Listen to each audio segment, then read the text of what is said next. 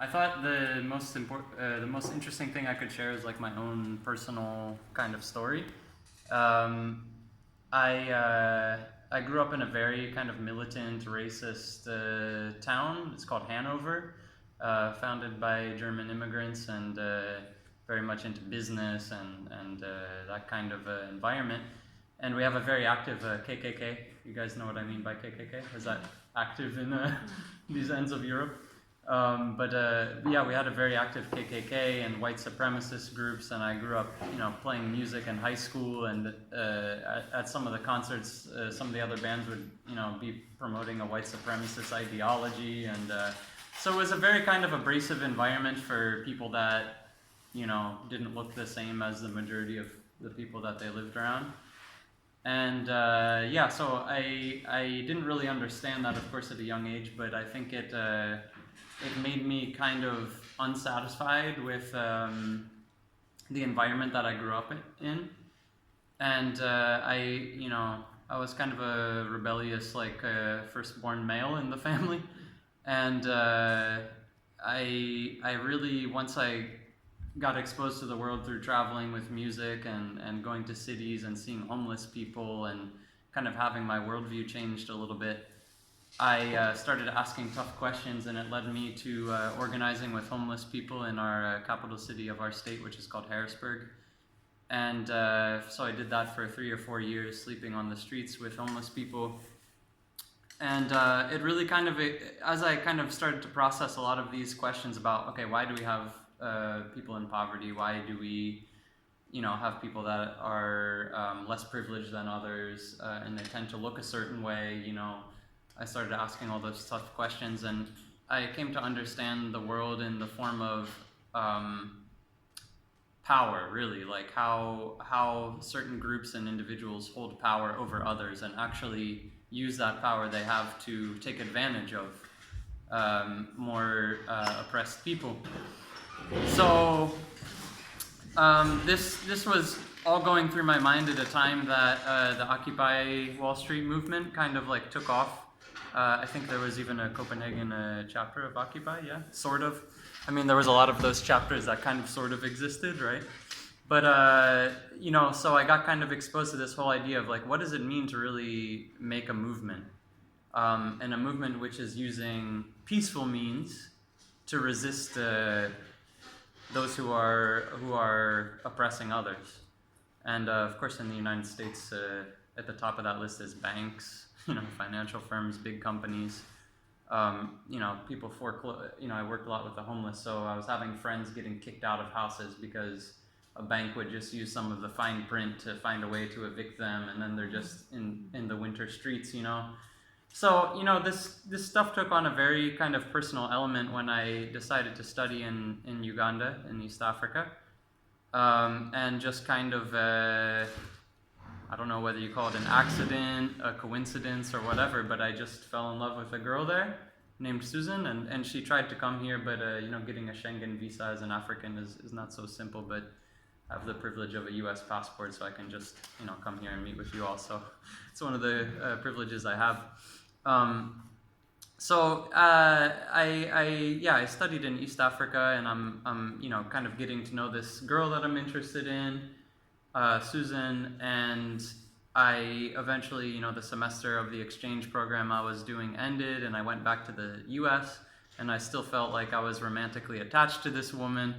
So I worked 3 jobs as a full-time university student, and not getting any sleep. I'm trying to save every dollar I have to fly back during the summer and visit my girlfriend, and it just became a really, really tough life. But eventually, it worked out, and we got married in 2011, and started the immigration process with Susan to the United States.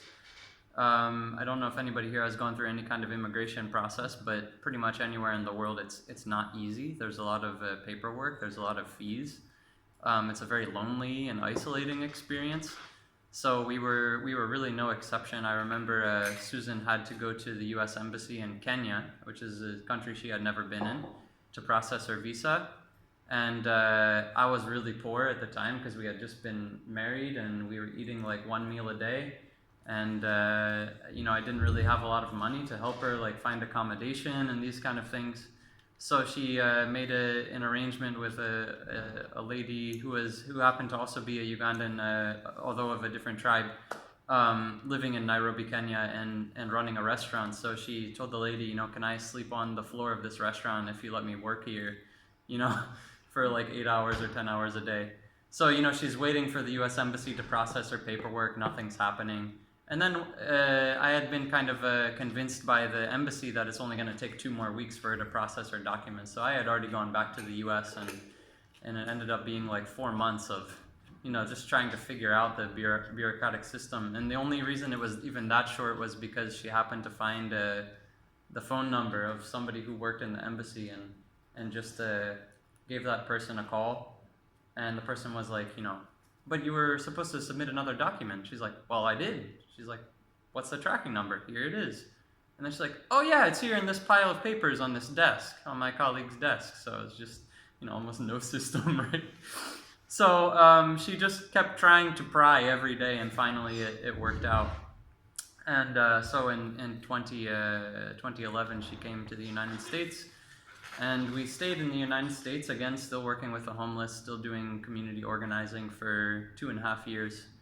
And I worked a lot with farmers and poor people, working on food redistribution and those kind of things. And but it was really tough, living in some of these places in the global north that have a high standard of living, but a very low minimum wage and poor economies, like high unemployment. I was at the top of my class, graduating. I had working experience. My CV looked good, but I was applying for jobs that I was overqualified for. I wouldn't even get a phone call. So I was just like, how long do we really have to like live in this kind of world? And Susan just suggested, no, let's go back to Uganda. We can save up any money we can get. We can buy land, build a house, and that way, like even if we have no jobs, no money, we can grow our food and things will be okay. So that's kind of what we did. We got a tax return, and then somebody from my university, some donor, offered to pay off my student loans. So we were like, okay, let's get out of here, So we lived for 2.5 years in the United States and very much struggled with it, even as degree holders, even as people that have working experience. We had a lot of challenges. So we wanted to figure out a way of applying what we knew about community organizing and strategic nonviolence and these kind of things to to Uganda, to where Susan's from. She comes from a place called Lango. It's north of the Nile in Uganda. Uganda is kind of like 2 countries. There's many tribes and different cultures and languages, but the Nile is kind of in many ways a dividing kind of a line in terms of some of the ethnic backgrounds of people, language, culture, even agriculture, even weather is somewhat different on both sides of the Nile. So she's from the northern side of the Nile, and we knew that we were trying to move out of the United States, which kind of like parades itself as this like land of opportunity, land of the free, home of the brave, that kind of language. But we thought that because the economy was so poor, we would pursue our freedom by moving to a military dictatorship in East Africa. So, and we very much felt more free, like there was no bills to pay now that we have our land and we're building our house and those kind of things. So it was a more free life, really. And we thought to ourselves, like, how can we really make a contribution to society with the skills that we have? So we thought to ourselves, okay, Uganda has like 1 million NGOs and nonprofit organizations and civil society organizations. So like, what value are we really adding? Do we really need to make an organization? Probably not. There's enough already. What's really needed? Well, what none of these like foreign aid and charities and whatever. What they're failing to do is to change the system, right? They're just kind of taking spoonfuls of water out of the bucket, yeah, one by one, even as the faucet is still running, right? So we said no, definitely this is a matter of power. Like power is concentrated in the hands of a few people.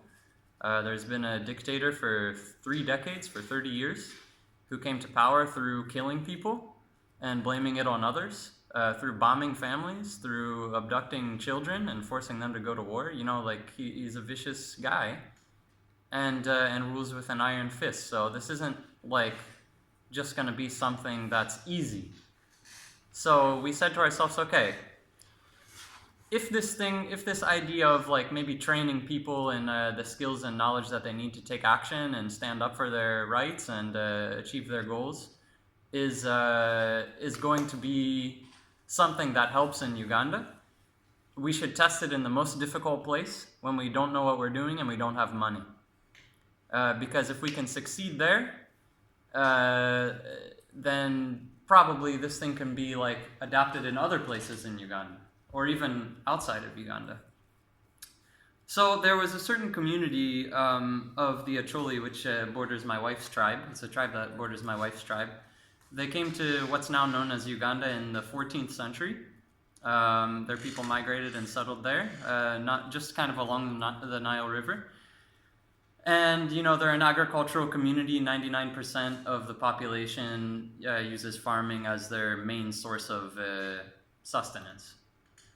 And we knew that there was a military occupation there where the Ugandan military had basically camped because they wanted to grab a big piece of land. They wanted to steal a big piece of land, about 100,000 acres of land. And yeah, we knew that people were getting arrested, intimidated, death threats for saying that they're going to protect their land at all costs. And we just knew that it was a very tense environment. So we decided, yeah, let's try that first, you know. And hopefully if this idea can work, then we can take it further.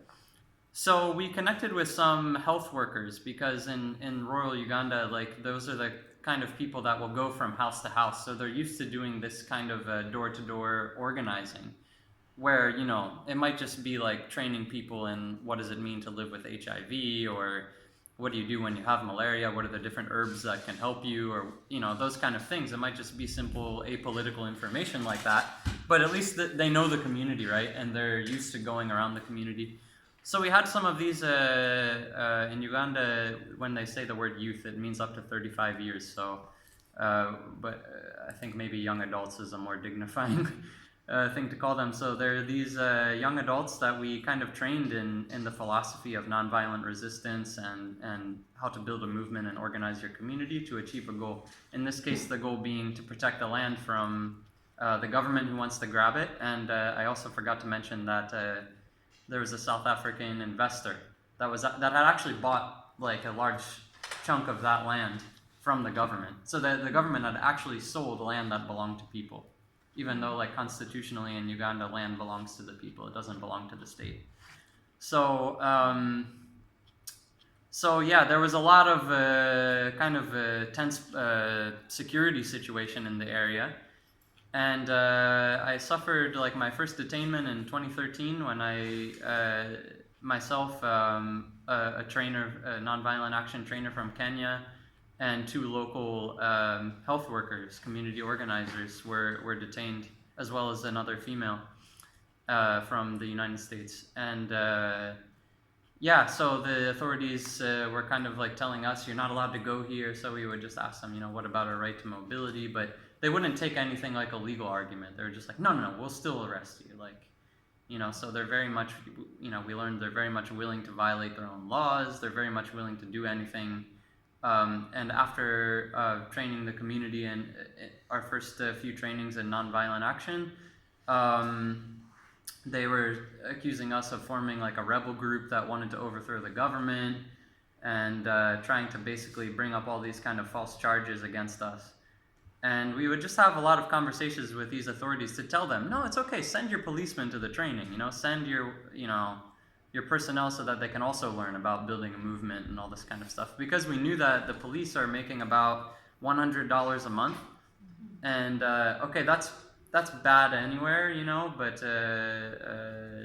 in Uganda, being a policeman means you don't have time to like go to the garden and maybe farm. You don't have time to like, you know, have a small business. So it also takes away their time as well as having a very low salary.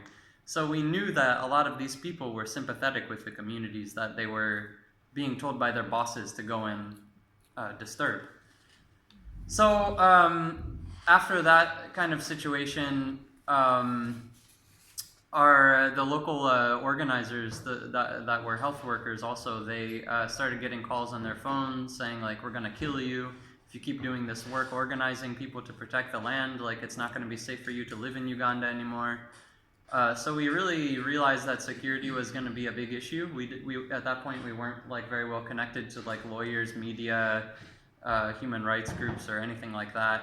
The UN we had meetings with, they were completely idle. They didn't want to help, even though they like a lot of these human rights groups have mandates to actually help people like us, and they were just completely idle despite getting like millions of dollars in funding to do this kind of work. They just like want to write a report about it, and that's the end of it.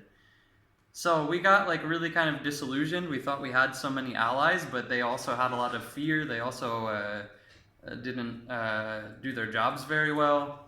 Or maybe sometimes they were even allied to the regime, to the Museveni regime in Uganda. Because the Ugandan government has kind of a strategy where they try to appoint like people in their inner circle to like nonprofit organizations. They call it Go NGO. That's a government-owned, non-governmental organization. So it's kind of like a slang term that people say, like if you're Go NGO, it means like that you're just infiltrated by the state and like you're just trying to suck up all the money so that real people doing the real work can't get any financial resources to do it. So yeah, we worked with this community for a number of years. Trained in a number of villages. I myself didn't do a lot of that. I just kind of tried to provide some preliminary support together with my wife Susan and some others, the Kenyan trainer and some others.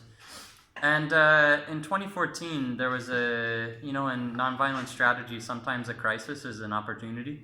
Actually, often it is. And sometimes you also can't force like a revolution. You kind of got to wait for this opportunity or this moment. And you have to have the infrastructure, the training, the preparation that's ready to take advantage of that opportunity. And that's something that, you know, people in the anti-apartheid movement will tell you, people in the civil rights movement and so on. They also share that principle. So in 2014, we heard a rumor that the Minister of Lands and Housing, as well as the Minister of Internal Affairs, were going with security personnel to this district called Amuru, A-M-U-R-U, where we had been training people for about 2 years and preparing them for, you know, nonviolent action and to build a movement around protecting this land. So the government convoy was deployed from the capital city, Kampala. And this district, luckily, is 8 hours away. So we're like, okay, we have 8 hours, you know, to prepare for their arrival. And we knew along the way they would pick up more police, more soldiers, armed personnel. AK-47s are usually carried around in a lot of these kind of redistricting kind of efforts. And the community started taking some trees and, you know, putting them on the roads to make roadblocks. So they were trying to make sure that the lack of their infrastructure could be used to their advantage, because that particular district doesn't have a lot of roads that are passable by vehicles. So they're like, okay, if we can block a few roads, that'll help us, you know. So they started to make the roadblocks. They called the children from the primary schools, about like 500 of them, to come and march with leaves. And the real kind of interesting, there's even a photo in here somewhere, of these old ladies that kind of stripped naked. Just a handful of them when these ministers came.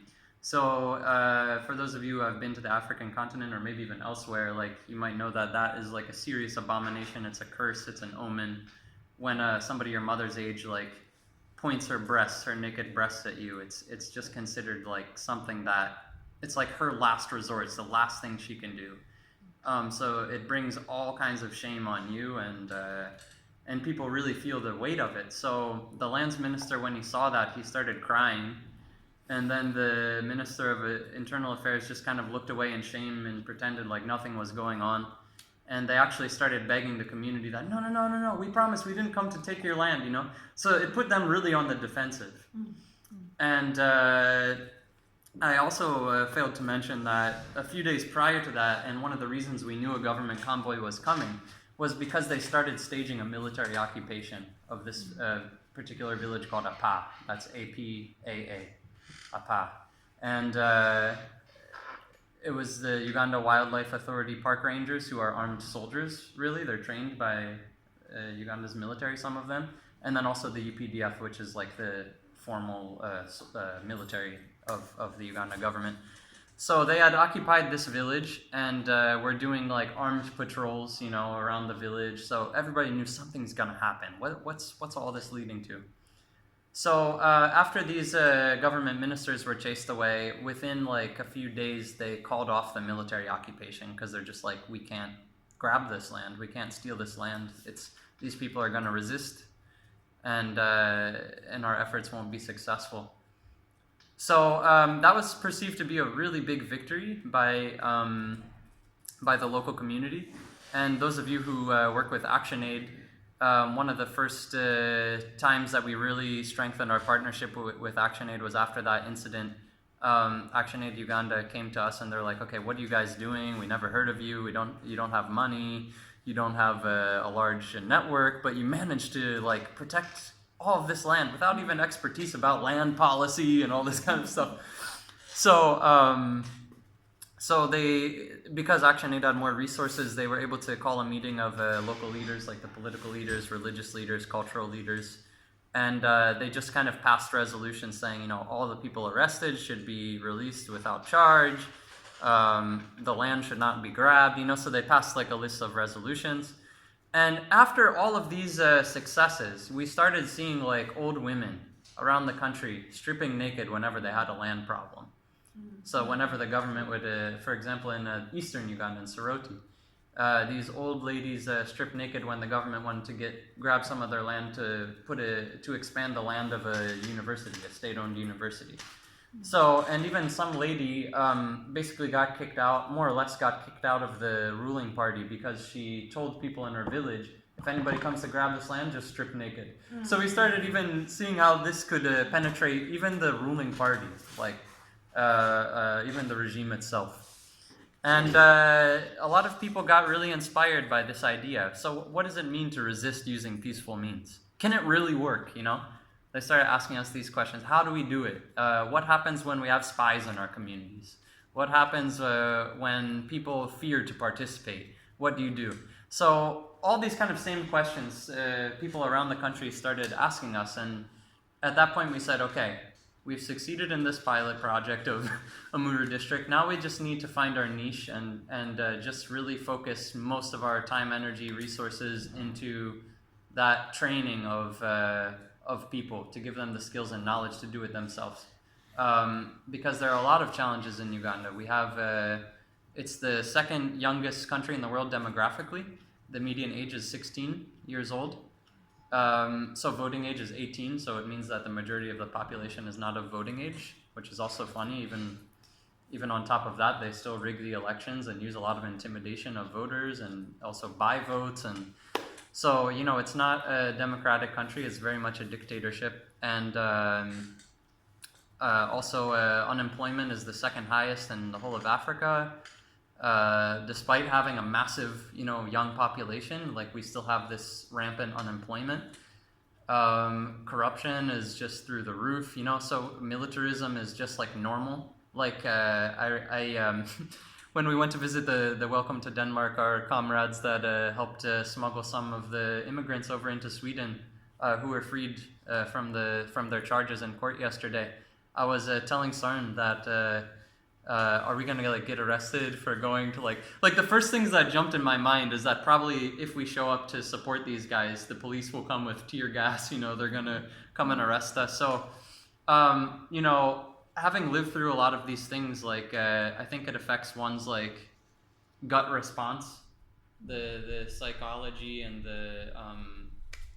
Well, what I can share is that in 2014 we were facilitating one of these trainings of young people, and they said, we're tired of the situation in our town where we go to the hospital and the government has grants for all, from the U.S. government, for example, for medication to be fully stocked in the hospital. They have enough money to hire doctors, but we don't see any of those things. There's not even enough beds for women to give birth on, right? So some women are giving birth just on the concrete floor, and then like they don't have enough nurses there to like, change the bed sheets or whatever. So the next lady just comes and sits in like the placenta and the blood of the previous woman. It's just complete chaos, and it's just because somebody like embezzled the funds, for this kind of stuff. They were just saying, we're tired of this. Can you give us training so that we can stand up for our rights? So I was invited to train some of Susan and I and another person were invited to train some of these young people in Lira, which is the name of our town. That's Lira. And as we're talking about some of these issues, the district police commander comes into our meeting with fully armed soldiers, grenades on their uniforms and AK-47s in their hand. And the district police commander says, "This is an illegal meeting, so we're going to arrest all of you." So some people like kind of fled, which was fine. But then my wife and I and 3 other local young men said, "No, let's go to jail. Like if you think what we're doing is really wrong, take us to jail." So we kind of were detained for 6 days, including 2 nights in a place called Chireka Special Investigations Unit, which is a torture house. And for example, in the Chireka SIU, we met one young boy, about 17 years of age, who was coughing up blood, was probably positive for TB, and every day they were kicking him in the chest and interrogating him, and he was, coughing up blood. But I mean, there are even more terrible stories that I've heard from that place that I could share, but I won't, at least not yet. But we actually were illegally detained because in Uganda you're supposed to be released after 48 hours as a suspect, and then maybe you can still report back to the police station if they're investigating you. So so we kind of like organized the community to as we got out to hold like an appreciation Thanksgiving prayer, like an interfaith kind of prayer for the people that helped us while we were detained. So we invited media, we invited lawyers, we invited the radio stations, because radio is the main form of media up country where we live. We're about like 6 hours north of the capital city. And we extended an invitation to the district police commander who arrested us, and we invited him to be the guest of honor, which is kind of like a ceremonial thing that you do at events in Uganda and other parts of Africa. So we wanted to give him basically the opportunity to ask for forgiveness. And if he wouldn't, like, we knew that he would just be ashamed, like, by the invitation. So, and it was also a strategic move on our part because Uganda has this Public Order Management Act, which means, like, if you have a conversation like this, it's illegal unless you've sought permission from the Inspector General of Police, who is the topmost policeman in the whole country, in the police institution. So if you're talking with 2 or 3 people about any matters of public concern, it's illegal. So we knew that there was a provision in that clause which exempted religious functions. And we also knew that these authorities were so reckless, their egos were so big, that they would probably lash out against us, not even, like, being completely ignorant of that provision that says religious functions shouldn't be touched. So that's why we made it a religious function. And when he showed up, he brought, again, all of his soldiers, all of the guns and whatever, and he went straight to the kitchen. He said, "Stop cooking." And I asked him, I was like, "No, in the African context, like, you're the guest of honor, you have to eat food. Otherwise, it's like a curse on yourself." And he just like got like confused and started saying a lot of nonsense. And then he said, "We're gonna arrest anybody who's here. Stop the music. Stop all this stuff." So meanwhile, the journalists are just kind of taking their notes. And I just kept trying to provoke him with the kind of questions I was asking him.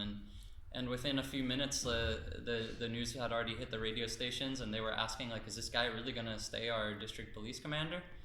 And he actually ran to one of the radio stations, said, "I'm still your police commander of this district. Nobody has chased me away."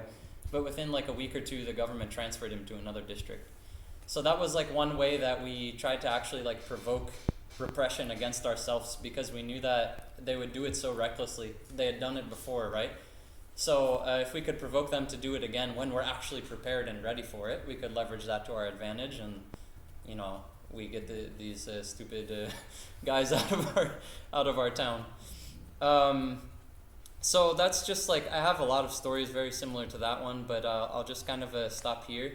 And maybe I think the best thing we can do is to just have some Q&A, or if anybody has like also stories that they want to share, that's good too. Anything maybe that I should cover, Simon? No, I think that's really well spoken. Thank you, Phil. Thanks. Mm-hmm. Thanks for sharing your story.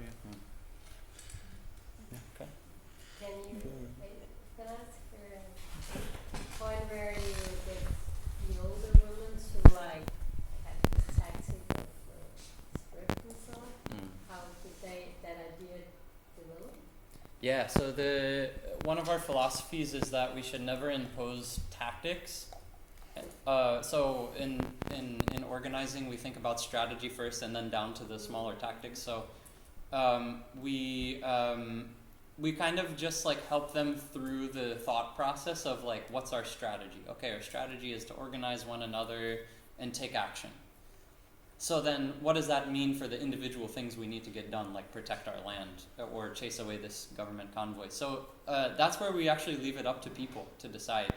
And we always encourage them along the path of nonviolence, not because we believe it's like more moral or safer or anything, but we just think it's more effective to use the nonviolent means than the violent means.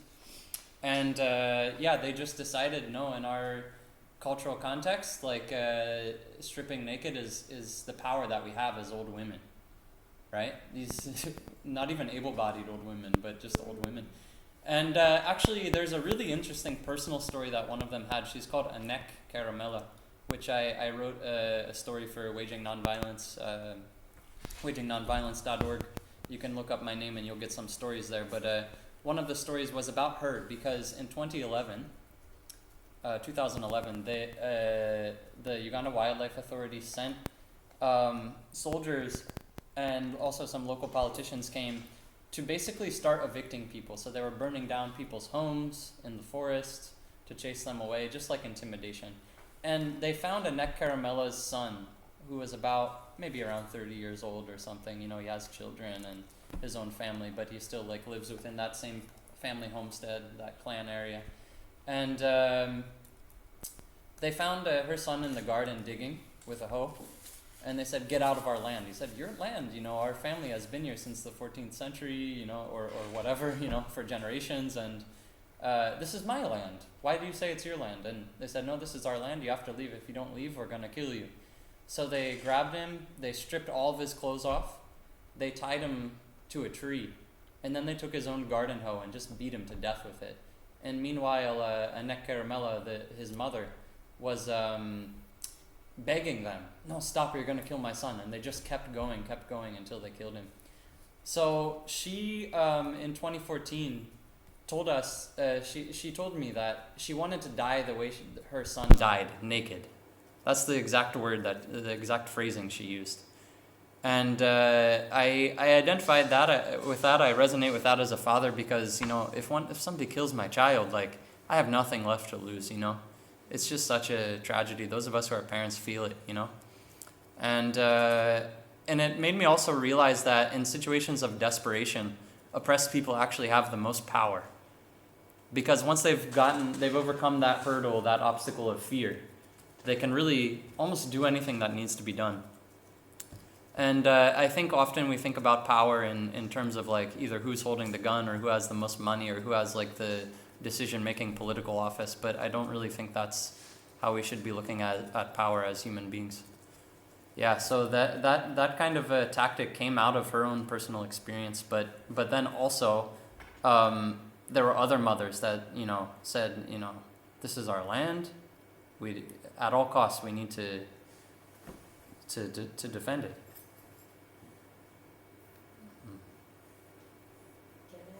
Yeah, yeah. I'm just interested in the part where you say you come to Uganda, there's tons of NGOs, and you come with that tactic, and you can say anyway, okay, are you the first one who had the idea of non-violent struggles, or why is it that the people you work with get the courage to act, which I guess is the big difference?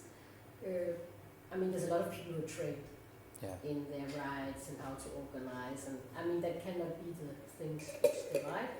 Yeah. So at what point is it that what you did or what happened among people was different in that sense? Mm-hmm. Okay. Yeah, there are a lot of organizations training in human rights. What are your constitutional rights? How do you, best practices in security, you know, like there are a lot of those trainings, for better or worse, sometimes better, sometimes worse. We just realized that our niche is in the nonviolent action and movement building. And honestly, if you just look at, leave the whole thing of organizations aside for a second. If you look at the past century and a half of human existence, you see this move toward revolutions, dictators being ousted by people power, foreign occupations being dismissed by people power. You look at even scenarios where there's like big corporations and some people do some radical interventions, nonviolent interventions to, protect land or protect clean water or whatever it is. So this is really the direction that humanity is moving in. And we have the choice to get on the train or just stay in our organizations and talk about the human rights-based approach and talk about the UN, the SDGs and the UN. We can stay behind if we want, for better or worse, but we can also board the train and say this is new territory. It's charted a little bit, but some people say that the study of nonviolent action is today at the point that electricity was at when the light bulb was invented. So people are basically saying, researchers are saying that the potential that this thing has is massive. We've already seen it, but even what we've seen is only a glimpse into the possibilities. And we also believe that Africa has a lot to offer in terms of innovation in this, for lack of a better word, this sector, or this field, or this area of this discipline of nonviolence. Yes. Yeah, welcome, yeah. Yes. Yeah. Hey, Bo. Maybe you can, on that note, Phil, maybe you can elaborate a bit about. Maybe you can elaborate a bit about this this other understanding of power. Okay. Opposed to now we're talking about there might also be kind of like a specific power analysis within NGOs, also like ActionAid, but how is that different and how do you use that differently in strategic nonviolence and civil resistance? Yeah, sure. So, it's hard to really talk about this without using really polarized language, but I just might use polarized language, and it's gonna make it a little bit simplistic, but go with me. The system, is designed to create the facade that people have power, but not actually allowing them to realize the potential of that power. So the other day we were in a meeting with and talking about invited spaces was, I think, the language that was used. So an invited space is you as a citizen have a right to contact your elected representative, who can then have a meeting with some other elected representatives, and hopefully they'll make a bill, and then that bill, So these are the kind of indirect invited spaces that we can, we can advocate and use those spaces in some way to transform the system from within. But also the system entrenches the interests of people that are exploiting others, yeah? I think most of us in this room can agree on that analysis, but these days largely nation states are bending to the interests of multinational corporations, working hand in hand with them. It's something the world over, and this kind of invisible animal that people have called neoliberalism, but it's still kind of hard to understand what it really is. So that's like power from the perspective of, let's say, the oppressor. But this idea, some people have said people power, soft power. There are these other kind of words. I don't really know what they all mean, but I think there's this interest that like basically miracles are happening, right? Like people are organizing, not using really the traditional channels, finding ways to undermine, withdraw support from the system so that the system collapses, intervene in strategic ways that compromise the various ways in which the system derives its power. So that might be like based on their reputation, based on their, based on the different funding streams coming in, based on their social connections or political connections, based on propaganda ideology and the kind of things that media perpetuates and mass marketing perpetuates. So the whole kind of philosophy behind people power is kind of it's actually very militaristic. You have to think about it in ways like, how can I best attack my opponent's sources of power? And even in war, like there are nonviolent tactics used, like cutting off, like putting a blockade or something where road vehicles are passing through, so they have to use more money to use like aircraft or whatever, you know, like.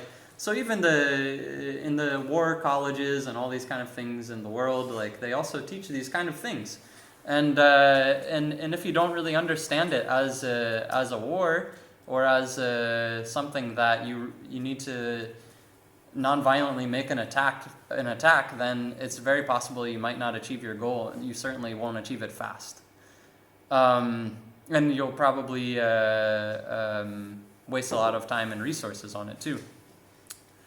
So the whole kind of idea is like, how can we develop strategies that really undermine the support system of whoever we identify our opponent to be, whether it's a state, whether it's a division of the state, whether it's a corporation, whoever, maybe it's even an individual, whoever, or even a mainstream cultural assumption, whatever it might be. You have to figure out how to kind of intervene strategically.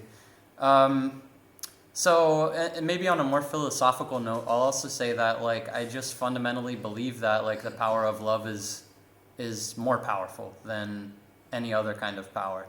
And I have my reasons that I believe that, but even if it's wrong, I just want to believe it because I'm a human being and I don't want to live in a different kind of world, you know. So that's what I'll say about that. Yeah.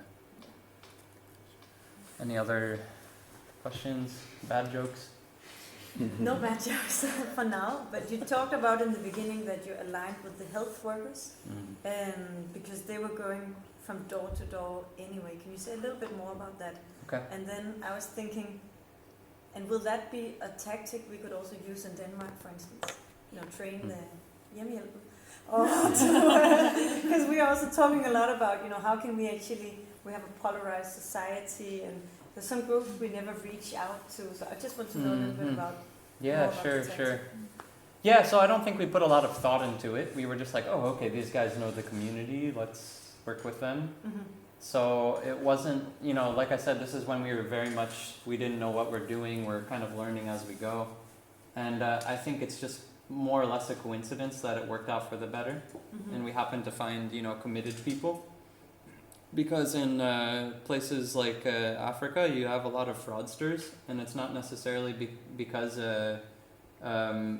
Africans are like that, but because you have this global economy where like Africa is seen as the place to receive like aid, so it kind of makes like non-profits responsible for the economy. So think about that. The non-profit sector is responsible for the best opportunity I can get is to like economic opportunity I can get is to like try to find a job in an NGO or something. So you have like it kind of creates this environment of opportunism, yeah. And I think often the global north is like not aware that they're kind of the initiators of all of that. And so they trust that, you know, in the global north here, if you work in a nonprofit, your salary is lower, you're a person of goodwill, you have other ambitions apart from just the financial self-gain. You want to make your community better or whatever. So it kind of creates this atmosphere of like people that want to do good, work for the common good, and then they just assume that it's like that everywhere. Well, it's not, you know, and it's really a blind spot. yeah, so often you find like rather than working with organizations, you'll want to identify who is actually in motion, who is organizing in these communities, yeah, because those are really the people that will get it done and do it even better if they have more skills and knowledge and expertise. Because they're already trying without the skills and knowledge and resources or whatever. So probably those are the better kind of people to work with. Yeah. That's kind of, I think, our philosophy about it. And in your specific collaboration, was it that they were providing information to you, or what kind of collaboration with the health workers? Yeah, so we didn't, like I said, we chose that area because it was so tense, and we wanted to really see if this thing can work in a very difficult situation. So those were kind of some of the people that we knew, like, understood the importance of land rights. Not understood it, but actually felt it as part of their identity, because it's more than an economic asset, you know. Some of us may come from places where land is part of our identity. Others of us maybe don't understand that quite as much. But you know, it's very much a very real, you know, thing beyond just being a place that you grow crops and sustain your family. Yeah. So they've some of them actually came to us and were like, you know, we heard that, you know, you have an interest in like protecting this land in this district. We're working on it. Here's what we've tried. Some of us are in prison. So we kind of like connected on social media through some other informants, and that's where I think we kind of built our relationship. And then of course you do some things at the beginning to test the water, see how serious people are. But yeah, I mean, they prove themselves to be quite serious, and I often feel that we haven't reciprocated enough in that. You know, it's like we also need to make sure that they're not just abandoned on the way, because we might understand, like, maybe the more global scene, how like these foreign investors are, you know, trying to grab land and bribing, you know, government stakeholders into facilitating that process of grabbing land. And yeah, they understand bits and pieces of that, but maybe not like some of the international aspects of it. So it's very much supposed to be about reciprocity, and I think they've given more than their fair share, and we maybe haven't given enough of ours. Yeah.